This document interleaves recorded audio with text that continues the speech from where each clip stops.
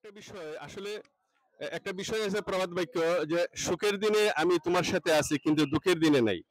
এই বিষয়টা কিন্তু আসলে একটা বিষয়। যেমন পূর্বে পেঁয়াজের দাম কিন্তু অনেক বেশি ছিল। কেমন বেশি ছিল? 150 টাকা 180 টাকা কেজিও পেঁয়াজ ছিল।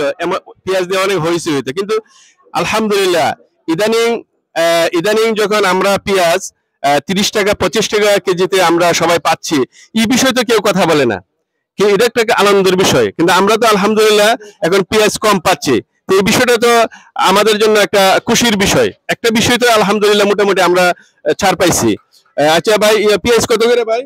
30 30 টাকা কেজি। 30 টাকা কেজি না? আলহামদুলিল্লাহ। আসলে আমি ওই বিষয়টা নিয়ে অনেকদিনই একটা কল্পনা করছি। এই দেখেন, আলহামদুলিল্লাহ পেঁয়াজ, এই দেখেন পেঁয়াজ আপনার গাড়ি গাড়ি পেঁয়াজ আসছে।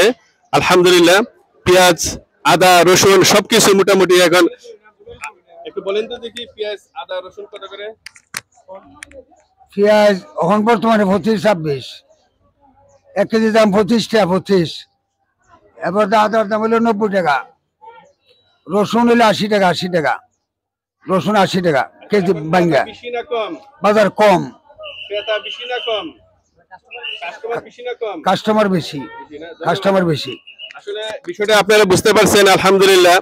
আসলে যখন আপনার কেজি পেঁয়াজের কেজি চলে 180 টাকা থেকে 200 টাকা, 100 150 টাকা 120 টাকা কেজি ছিল। আদা ছিল আপনার প্রায় 300 চলে গেছিল, 220 300 250 টাকা চলে গেছে আলহামদুলিল্লাহ।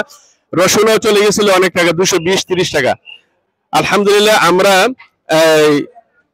পেঁয়াজ, রসুন, আদা যারা নিত্য প্রয়োজনীয় জিনিস সাধারণ মানুষের বেশি লাগে, এই জন্য আলহামদুলিল্লাহ আমরা একটা বলতে পারি যে 5 আগস্টের পর থেকে আমাদের এই পণ্যগুলোর দামগুলো তো আলহামদুলিল্লাহ আমরা কম পাইলাম। যে জিনিসটা বলছিলাম যে মাধবপুর বাজারের দক্ষিণ পাশে নদীর পার দিয়ে যে রাস্তাটা, এই দেখেন রাস্তাটার বেহাল অবস্থা। আর ওইটার পাশে এত প্রচুর পরিমাণে ময়লা আবর্জনা ফেলে রাখে, দুর্গন্ধে এই রাস্তা দিয়ে যাওয়া যায় না, প্রচুর দুর্গন্ধ। আমি আপনাদেরকে দেখানোর চেষ্টা করতেছি, দেখেন কি অবস্থা।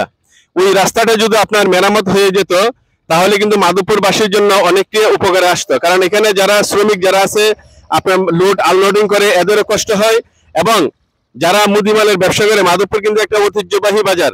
এই বাজারে কিন্তু অনেক বড় বড় মুদিমালের ব্যবসায়িক আছে। তারা কিন্তু এই যে ইদানিং অটো রিক্সা না ঢোকার কারণে এদের কিন্তু এদের মনের মধ্যে খুব যে আমরা তো দ্রুত মালটা সেল দিতে পারছি না। কারণ শ্রমিক তো পর্যাপ্ত পরিমাণে শ্রমিক রমজানে কিন্তু লাগে। কিন্তু এই রাস্তাটা মেরামত না হওয়ার কারণে, অটো রিক্সা না থাকার কারণে বাজারের ভিতরে কিন্তু সেল এত বেশি একটা এদের সন্তুষ্ট না। আমি ঊর্ধ্বতন কর্মকর্তার দৃষ্টি আকর্ষণ করছি, এই রাস্তাটা যদি মেরামত হয়ে যায় আলহামদুলিল্লাহ মোটামুটি মাধবপুর বাজারে মোটামুটি সব দিক দিয়ে পরিপূর্ণ হয়ে যাবে। আসলে ধন্যবাদ।